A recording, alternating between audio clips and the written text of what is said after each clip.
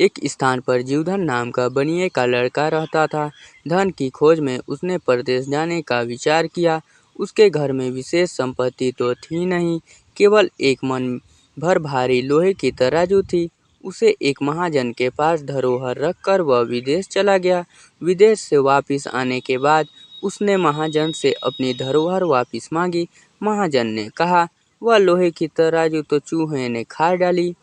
बनिए का लड़का समझ गया कि वह उस तराजू को देना नहीं चाहता, किंतु अब उपाय कोई नहीं था।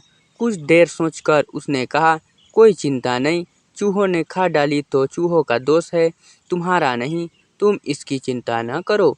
थोड़ी देर बाद उसने महाजन से कहा, मित्र, मैं नदी पर स्नान के लिए जा रहा हूँ, तुम अपने पुत्र धनदेव को मेरे साथ भेज दो, वह भी नहाएगा।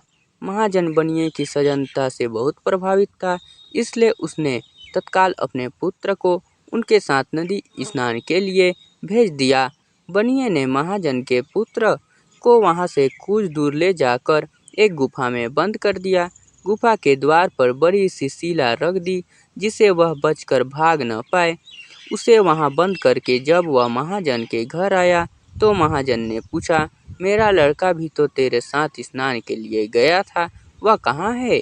बनिए ने कहा, उसे चील उठाकर ले गई। महाजन, यह कैसे हो सकता है?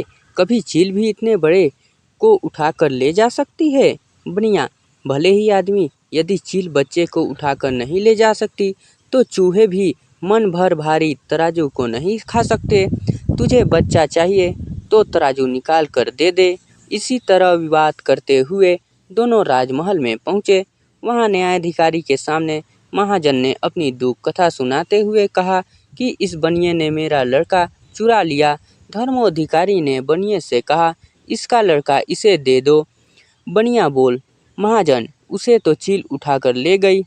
धर्माधिकारी, क्या कभी चील भी बच्चे को उठा ले जा सकती है? बनिया, प्रभु, यदि मन भर भारी तराजू को चूहे खा सकते हैं, तो चील भी बच्चे को उठाकर ले जा सकती है। धर्माधिकारी के प्रश्न पर बनिए ने अपनी तराजू का सब विंतावन कह सुनाया। सीख जैसे को तैसा, इसलिए बोलते हैं, किसी का कुछ नहीं रखना चाहिए, उसका सामान उसी को दे देना चाहिए।